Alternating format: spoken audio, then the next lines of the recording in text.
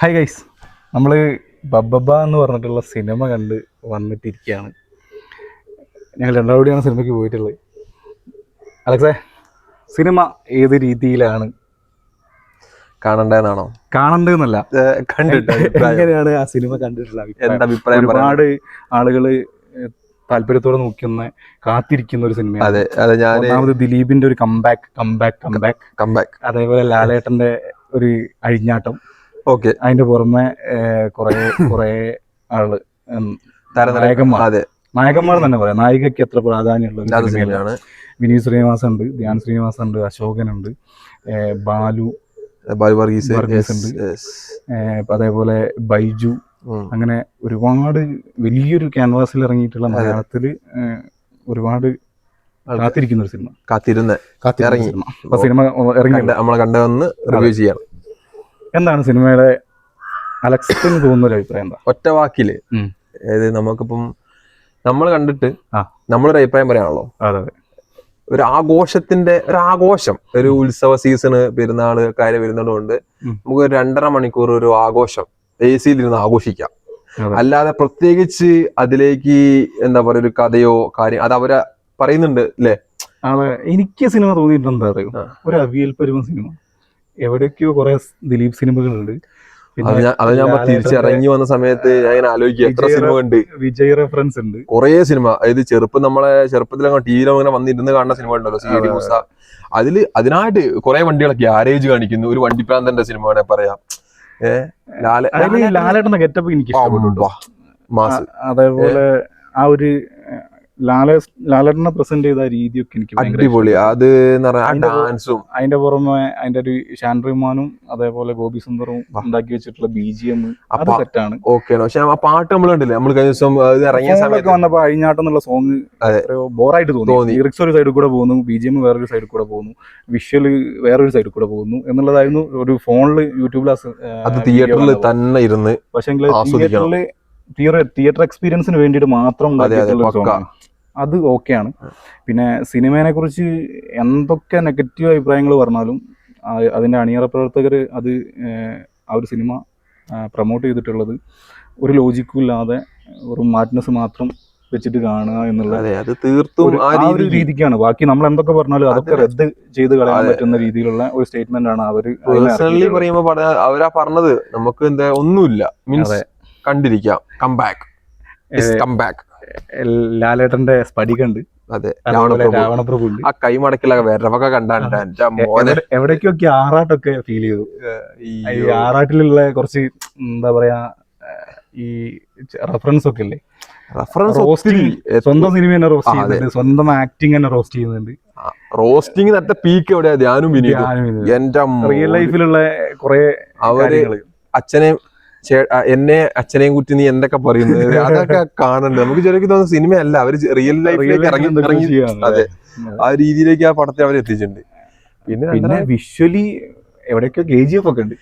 KGF മാത്രമോ, വേറെ എന്തൊക്കെ പടം. എവിടുന്ന് ഒരു സ്ഥലത്ത് നിന്ന് തുടങ്ങിയിട്ട് ആ സിനിമ അവസാനിപ്പിക്കുന്നത് വേറെ ഏതോ ഒരു യൂണിവേഴ്സിലാണ്. സെക്കൻഡ് ഹാഫിൽ ലാലേട്ടൻ വന്നത് ഒരു കിഡിലെ ഹാഫിലാണ് ലാലേട്ടൻ എൻട്രി ഉള്ളത്. ആ കോസ്റ്റ്യൂം ഒക്കെ എനിക്ക് ഭയങ്കര ഇഷ്ടപ്പെട്ടു. അതേപോലെ ആളെ ഒരു ഫൈറ്റ് സെറ്റാണ്. ഫൈറ്റ് അതേപോലെ BGM പിന്നെ അവരൊക്കെ കൊടുത്തിട്ടുള്ള ഒരു കോസ്റ്റ്യൂം അതൊക്കെ എനിക്ക് ഭയങ്കരമായിട്ട് ലൈക്കായി. പിന്നെ എന്താ പറയാ, സിനിമ ഒരു ലോജിക്ക് ഇല്ലാതെ നമ്മൾ 2.5 മണിക്കൂർ ഇനി ആ എനിക്ക് തോന്നുന്ന എഴുത്തുകാർക്കാണോ ഭ്രാന്തെന്നാണ്. ചിലപ്പോൾ ചെറുതായിട്ടുണ്ടാവും, രണ്ടാൾക്കാർക്കും ചെറിയ എന്തെങ്കിലുമൊക്കെ ഉണ്ടാവും. പിന്നെ ദിലീപ് പറഞ്ഞു എഴുതിച്ച കുറെ ഡയലോഗുകളുണ്ട്.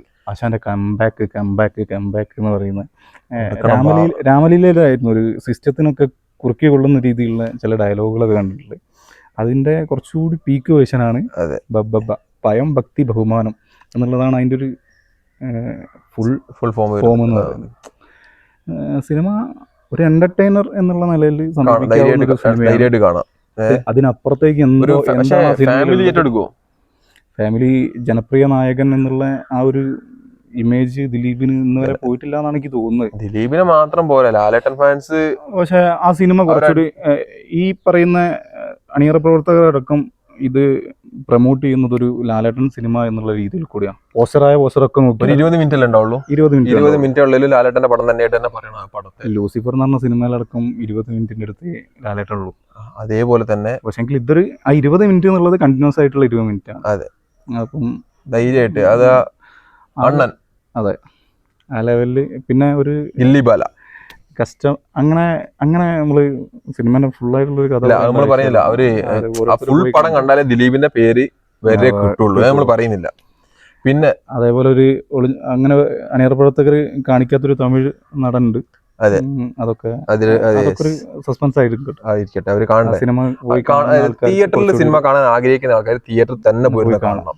അതായത് അതിലൊരു നെഗറ്റീവ് ഉണ്ടെന്നോ അല്ലെങ്കിൽ അവർ പറയുന്നത് പക്ക കാണുമെന്ന് പറയുന്നതിന്റെ ഒരു ഉദാഹരണം എന്ന് പറയുന്നത് ആ പാട്ട് തന്നെയാണ്. അതെ, പാട്ടിനെ പോലെ തന്നെയാണ് ഞാൻ പറഞ്ഞ ആ ഒരു ആൾക്കാരുടെ ഇടയിൽ ഇരുന്ന് കാണുമ്പോ കിട്ടുന്ന ഒരു കിക്കൊക്കെ നമ്മളൊരു ഫോണിൽ കാണുമ്പോ അങ്ങനെ കാണാൻ പറ്റിയിട്ടുള്ള ഒരു സെലിബ്രേഷൻ മൂഡിൽ കാണാൻ പറ്റിയിട്ടുള്ള ഒരു 2.5 മണിക്കൂർ സിനിമ എന്നുള്ളതിനപ്പുറത്തേക്ക് ഈ സിനിമ എന്താണ് മുന്നോട്ട് വെക്കുന്നതെന്ന് വെച്ചാൽ ഒന്നുമില്ല. ആ ഒരു മാഡ്നസ്സിൽ പോയി. എന്നാൽ അധികം മാഡ്നസ് ഉണ്ടോയെന്ന് വെച്ചാൽ അതൊന്നുമില്ല, വലിയ ലോജിക്കും ഇല്ല.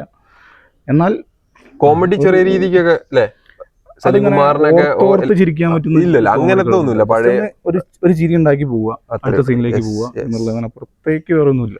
അത് റിയാസ് ഖാൻ ആയാലും കുറെ ആൾക്കാരെ അവിടെ ഇവിടെ ഇറക്കിയിട്ടുണ്ട്. അതേപോലെ ഈ സോന എന്നുള്ള പാട്ട് ഫൈറ്റില് അതൊക്കെ ഒരു രസമുള്ള ഇമ്പാക്ട്. അതാ ഫൈറ്റിനെ പറയുന്നത് എന്താന്ന് വെച്ചാല് ഇതൊക്കെ ഓൾറെഡി അണിയറ പ്രവർത്തകർ തന്നെ പറഞ്ഞിട്ടുള്ള കാര്യമാട്ടോ. അതുകൊണ്ടാണ്. അല്ല, അതൊക്കെ നമുക്ക് ഇഷ്ടപ്പെട്ട കാര്യങ്ങളാണ്, നമ്മൾ നെഗറ്റീവ് അല്ല പറഞ്ഞിട്ടുള്ളത്. അതൊരു നമ്മളൊരു അഭിപ്രായം രേഖപ്പെടുത്തുന്നു. സിനിമ ഓരോരുത്തരും അതിൽ ഏറ്റവും കൂടുതൽ പറയേണ്ടതേ പ്രൊഡ്യൂസറെ കുറിച്ച് പറയാനുണ്ട് വാക്കുകൾ. അതായത് നമ്മള് ഇതുവരെ കണ്ടിട്ടുള്ള പ്രൊഡ്യൂസറിൽ, അതായത് ലാലേട്ടന്റെ കൂടെ അഭിനയിച്ചിട്ടുള്ള ഒരു പ്രൊഡ്യൂസർ, അത് ആന്റണി പെരുമ്പാവൂരിന്റെ ആ ഒരു ഇത് മാറ്റി വെച്ചിട്ട് ആന്റണി പെരുമ്പാവൂരിന്റെ സല്യൂട്ടൊക്കെ അടിച്ച് ഇപ്പുറത്തോടെ പാസ് ചെയ്യുകയാണെങ്കിൽ ഇയാൾ കെട്ടിപ്പിടിച്ച് ഒരു 5 മിനിറ്റ് ഗോകുലഗോപാലിന്റെ ആ ഒരു സ്പേസിലേക്ക് എടുത്തു വെക്കാൻ തോന്നുന്നു. അതെ, ലാലേട്ടനായിട്ട് ബന്ധം വെച്ചിട്ട് ആടും അഴിഞ്ഞാട്ടം തന്നെയാണ് പുള്ളി അഴിഞ്ഞാടുന്നുണ്ട് ആ പടത്തില്. അപ്പം സിനിമ എല്ലാരും പോയിട്ട് തിയേറ്ററിൽ തന്നെ പോയിരുന്ന് കാണുക. എന്നിട്ട് എല്ലാവരും അഭിപ്രായം കമന്റ് ചെയ്യട്ടെ. ഓരോരുത്തർക്കും ഓരോ രീതിയിലായിരിക്കും. എനിക്ക് എന്റെ കാഴ്ചപ്പാടായിരിക്കില്ല അലക്സിന്റെ കാഴ്ചപ്പാട്, ഞങ്ങൾ രണ്ടാളെയും കാഴ്ചപ്പാടായിരിക്കില്ല നിങ്ങൾ ഓരോരുത്തരെയും കാഴ്ചപ്പാട്. അപ്പം സിനിമ എല്ലാവരും തിയേറ്ററിൽ പോയിട്ട് കാണുക, അഭിപ്രായം അറിയിക്കുക. Thank you.